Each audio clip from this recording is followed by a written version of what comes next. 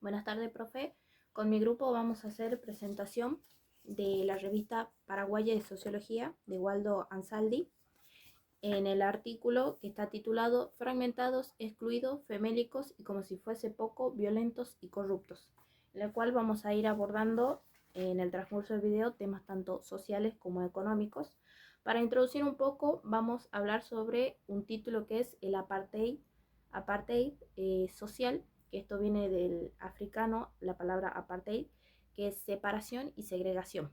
En este caso se nos habla de una influencia ideológica que está priorizando al libre mercado, y el libre mercado lo va a excluir al Estado, que no le permite participar en temas sociales y económicos. Entonces se va a producir una división social y esto va a provocar una disminución en la solidaridad y una creciente y un aumento en la desigualdad social, y no va a pasar solamente en Argentina, sino que de forma global. Y esto van a comenzar a crecer estas mayores diferencias de acuerdo al nivel económico, y si el Estado no interviene solo va a provocar el crecimiento de esto que se lo puede considerar, y de hecho es un gran problema. Bien, el autor seguidamente nos plantea el hecho de qué efectos causa el consenso de Washington en nuestra población argentina. Principalmente es importante aclarar qué es el consenso de Washington. Bueno, este consenso es una estrategia de estabilización, podemos decir, económica, que es definida por el gobierno estadounidense con el objetivo principalmente, podemos decir, de reducir el tamaño del Estado a partir de la privatización de instituciones, servicios públicos, etc., con la intención principalmente de aumentar las inversiones de capital externo a partir, por ejemplo, de la apertura del comercio, del mercado nacional. Esto con la posibilidad de que dé pie a un desarrollo o crecimiento económico. Esta estrategia de estabilización planteada por el Consenso de Washington propone, podemos decir, algunas cuestiones como, por ejemplo, la liberación de importaciones, la reducción de los costos o los subsidios a industrias no competitivas, como así también la reducción, podemos decir, de aquellas tarifas aduaneras, con el objetivo, obviamente, del crecimiento económico. ¿Por qué hablamos de este consenso Washington en el impacto a Argentina? Justamente porque esta estrategia de estabilización económica lo que hace es ser la base en la cual se apoya el gobierno del doctor Carlos Saúl Menem en el año 1989, el cual tuvo un impacto negativo en nuestra sociedad argentina, y luego de 7 años se empezaron a notar fuertemente las consecuencias en nuestro país, principalmente en la redefinición de las clases sociales. Y en segundo lugar, en la participación de dichas clases sociales en la distribución de las riquezas de nuestro país. Es así que apreciamos claramente que la riqueza, el aumento de la riqueza de los más ricos y el aumento de la pobreza de los más pobres, como así también el deterioro de la clase media, que era antes de este deterioro, podemos decir, este crecimiento de la pobreza, estaba más delimitada la clase baja, media y alta. A partir de este momento es como que la crisis empieza a ser más fuerte y empieza a desaparecer la clase media. Es importante también decir en esta parte del video, del texto, que este proceso donde los pobres se convierten en más pobres y los ricos en más ricos, atraviesan el periodo de la dictadura militar, donde lamentablemente también debemos aclarar que las políticas económicas tomadas por la dictadura lo que hacen es beneficiar específicamente a ese minoritario 10% de la población más rica. logrando como objetivo principal, quizás no sea el objetivo, pero la primera consecuencia que tuvo fue el aumento de la desigualdad social, el aumento de esa fragmentación social que ya existía, debido a que la pobreza se ha extendido e intensificado a la vez. Es así que en Argentina, nos dice el autor, hay ricos más ricos y pobres más pobres. La pobreza existente de nuestra población se ha generalizado. Podemos decir que ha adoptado a un nuevo actor social que son los llamados nuevos pobres, que son justamente estos que salen de la clase media, dejan de ser parte de la clase media y son parte directamente de la clase baja, son involucrados a la pobreza. Cuando hablamos de la clase media, es importante también hacer alusión a una socióloga que es tomada por el autor, que se llama Susana Collado. Esta socióloga lo que hizo es estudiar las transformaciones sociales de nuestro país en el periodo de la segunda mitad del siglo XX.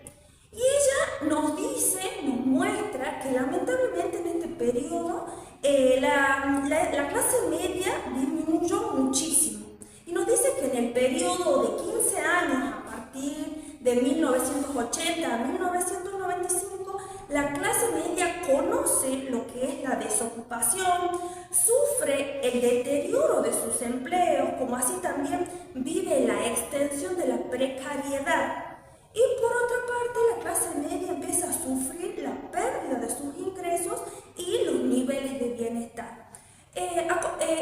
Me parece relevante también unir a este tema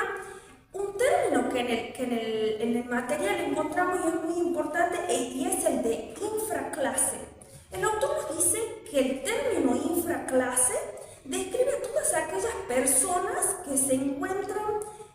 sumergidas, podemos decir, a una pobreza persistente. Hablamos de persistente porque por un motivo u otro estas personas no pueden ganarse la vida dentro de estos procesos dominantes de producción, distribución e intercambio de productos. No le es suficiente.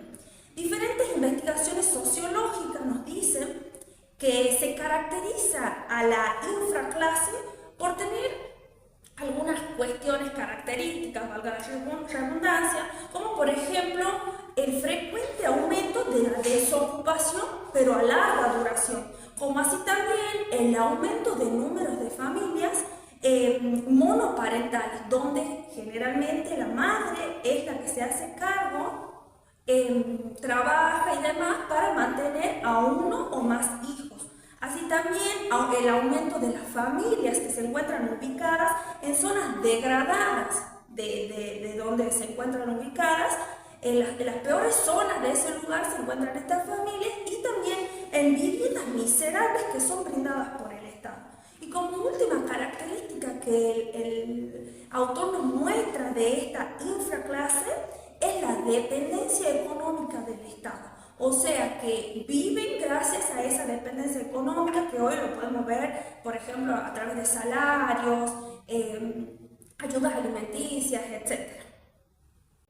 Continuando con la parte social, Ansaldi nos habla de un cambio en la estructura social argentina, que esto va a ocurrir sustancialmente en las últimas décadas y estos cambios se los pueden relacionar con el desmantelamiento del estado de compromiso social, que es la versión latinoamericana del estado de bienestar, el welfare state, que este tiene como objetivo la reducción de la pobreza y la desigualdad social, en el cual el Estado va a tener un papel principal que incluye lo público como la educación, la salud y la seguridad. Y el Estado tiene un papel bastante activo en la protección de la parte social y económica. En el estado de compromiso social, la versión latinoamericana es una integración a la sociedad que se encuentra marginada y que sufre esta desigualdad, donde el Estado va a tener un papel que es un mediador entre las clases sociales y busca la cohesión social y la disminución de la desigualdad social. Como se mencionó anteriormente, se nos habla de un desmantelamiento de este Estado, donde si bien antes existían mecanismos en el 1970 que se encargaban de mediar con las cuestiones de la clase y evitar la marginación por cuestiones de pobreza, esto estaba dejando de existir y se nos habla de un abandono por la parte del Estado, por así decirlo, que antes lo que se había logrado, esa integración estaba desapareciendo, ya que como el Estado no podía intervenir, solamente estaba provocando el crecimiento de toda esta desigualdad. En la parte social, Ansaldi también destaca el caso de los niños, donde se nos habla que en una frase que es: en Argentina los únicos beneficiados son los niños, lo cual vamos a ver que es algo bastante contradictorio, ya que en la década de 1990 nos encontramos con una situación bastante preocupante para los niños por cuestiones de pobreza, educación y el desempleo. ¿Qué pasa? Esta frase que se mencionó anteriormente, los únicos beneficiados en Argentina son los niños, es un leitmotiv, que esto quiere decir que es un tema, en este caso una frase muy recurrente, algo muy presente, y en este caso era utilizado en el gobierno del peronismo, del general Perón, y lo cual es muy contradictorio, ya que un gran número de niños, por el único motivo que accedían a la escuela, lo pocos que lo hacían, era para poder recibir un plato de comida, ya que eran niños que en sus casas no los podían alimentar por cuestiones también de desempleo, porque tantos jóvenes, inclusive hasta mujeres, no podían acceder al trabajo. Entonces se perjudicaban tanto criarlos como educarlos. Los sectores que estudiaban solamente eran los más enriquecidos, y hay provincias, las más afectadas eran 6, que eran la provincia de Corrientes, Chaco, Formosa, Misiones, Santiago del Estero y Tucumán, donde más de 1 millón de niños no podían acceder a la educación, ya que a los padres se les perjudicaba porque al no tener para darles de comer era mucho más difícil lograrlos a que se eduquen. En el caso de la ministra, ella llegó a reconocer que existía una relación estrecha en lo que es la escolaridad y el nivel socioeconómico. Quiere decir que para poder recibir una buena educación, o el simple hecho de poder educarte, tiene que haber un buen nivel económico. Estas cuestiones también nos llevan a lo que es el desempleo y la delincuencia. Muchos jóvenes que se encontraban imputados eran menores de 18 años, menores de 25 años. Había un mayor número de desempleo, donde el 27,7% eran mujeres adultas y jóvenes menores de 17 a 27 años aproximadamente. Por lo tanto, como podemos ver, esta marginación que existía, esta separación por las clases sociales, el nivel socioeconómico, estas relaciones estrechas que existían, terminaban porque estos sectores marginados, los jóvenes, recurrían a lo que era la delincuencia, estar desempleados, y por las únicas razones de los pocos niños que se los enviaban a la escuela en condiciones precarias, era para que pudieran acceder a un plato de comida, ya que en sus casas no se lo podían brindar. Para continuar con el análisis del artículo de la revista de Sociología Paraguaya por el autor Waldo Ansaldi, uno de los tópicos que toca es sobre los temas de corrupción. En el texto tenemos el subtítulo que dice: Argentina no es Dinamarca. ¿Qué es lo que quiere decir este subtítulo? Que la frase alude a la generalización de la corrupción en el Estado y en la sociedad. El autor cita autores como Carlos Nino y Agustín García, en los cuales detallan la relación entre corrupción y la historia argentina. Dentro de algunos ejemplos de estos autores, detallan los casos de corrupción desde la época colonial hasta pasando por la época de la conformación del Estado Nacional, por ejemplo, con los sobornos de la presidencia de Juárez Celman. Así dan varios ejemplos. También analiza los casos de corrupción durante la presidencia del doctor Carlos Saúl Menem, en el que se reconocieron posteriormente varios casos de corrupción. Entre ellos el caso de tráfico de armas a Ecuador y a Croacia, dejando muy mal parada a Argentina en su posición internacional, dado que era en el conflicto entre Perú y Ecuador, Argentina mediaba como garante de paz, y en el caso de Croacia, este estaba bajo la órbita de una misión de paz de la ONU. Aún así también se detallan casos de corrupción como policías en redes de narcotráficos, sobornos a jueces, sindicalistas que estaban inmersos en esquemas de evasión fiscal. ¿Qué es lo que llevó todo este entramado de corrupción? Que la sociedad perdiera confianza en los políticos como en la democracia, dando a entender que cualquier político era corruptible, lo que llevó a una pérdida de confianza sobre lo que estos significaban y la importancia que tenían. Un ejemplo también claro de esta percepción que tiene el Estado y la sociedad en cuanto a temas de corrupción, lo podemos ver en el ejemplo que el texto cita del presidente Carlos Saúl Menem a la hora de la campaña electoral por la provincia de Buenos Aires, en el cual él utiliza la figura del presidente Ilia como una persona muy honesta, reconocido como una de las presidencias más honestas de Argentina,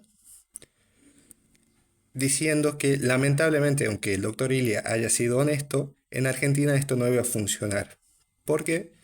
Dando a entender de que la corrupción es avalada por el Estado, dando una imagen a la sociedad que si desde el mismo Estado se favorece la corrupción y no hay castigos ejemplares contra esta,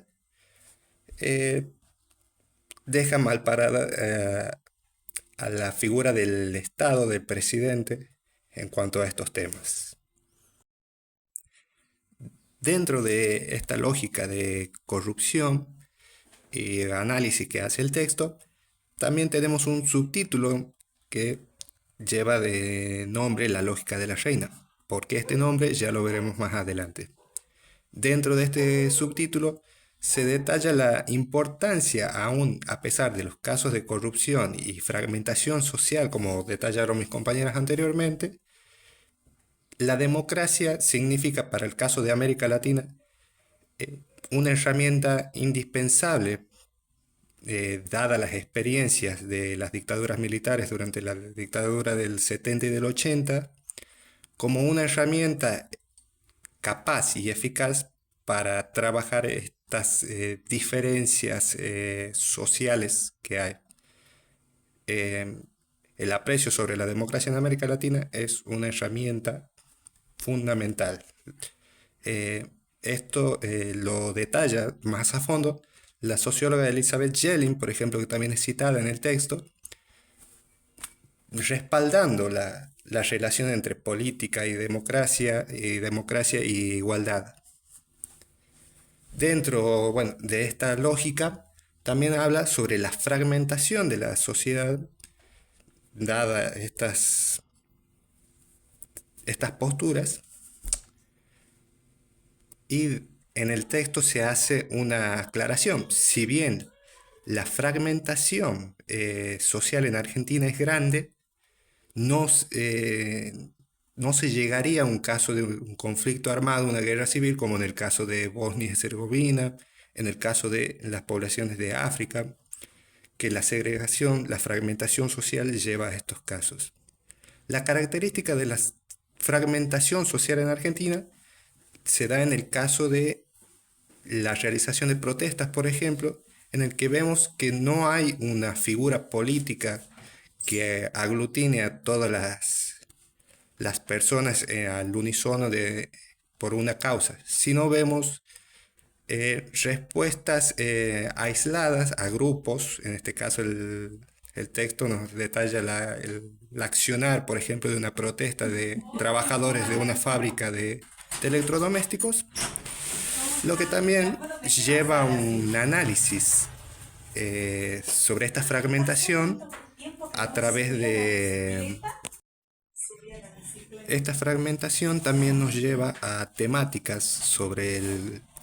la inestabilidad social, dado que la aplicación de políticas neoliberales por parte del gobierno lleva a una inconformidad social y a la vez política, que lleva a tomar acciones por parte del Estado a través del uso del monopolio de la violencia. ¿Cómo lo vemos reflejado a esto? A través de la utilización de la represión de la policía de la provincia de Buenos Aires, como detalla el texto, y la creación de empresas de seguridad privada para evitar estas protestas. Lamentablemente, también esto generó otra fragmentación dentro de la sociedad al, al ver los casos que lamentablemente se dieron de corrupción dentro de estas fuerzas del orden y de los casos de gatillo fácil, llevando a ver un rechazo de parte de la sociedad al, a las mismas fuerzas de seguridad que el gobierno se respaldaba para mantener el control político. Muchos de estos casos fueron también dados a conocer a través de los medios de comunicación, dado que la población, al no tener confianza en la política, los políticos, se vuelca a los medios de comunicación para tratar de formar su opinión. Aquí vemos el rol importante que tienen los medios de comunicación para dar a conocer estos casos de corrupción y violencia legal aplicada por el Estado a través de las fuerzas del orden. Por último, también detallamos la fragmentación y exclusión, no solamente como una violencia política o legal e ilegal a través de estas fuerzas de seguridad, sino también lo vemos a través de el discurso, de un discurso político, por decirlo. Un ejemplo también, en este caso del otra vez presidente Menem, a la hora de la campaña política en la provincia de Buenos Aires, él llama a los opositores del gobierno como los enemigos y llama a las filas del oficialismo a reunirse en un claro discurso belicista, se podría decir, dando a entender, generando también una nueva fragmentación de la sociedad a través de la política y del discurso político. Aquí vemos. Para finalizar el texto, habla de la lógica de la reina, tomando esto como una característica de los gobiernos de corte neoconservador capitalistas, que ante cualquier posible problema o enemigo se recurre a la modalidad de eliminar o de cortar las cabezas de estos elementos contrarios a sus ideas. De aquí es que viene el nombre del artículo, La lógica de la reina, inspirado en el cuento del personaje de la reina de corazones de Alicia en el País de las Maravillas.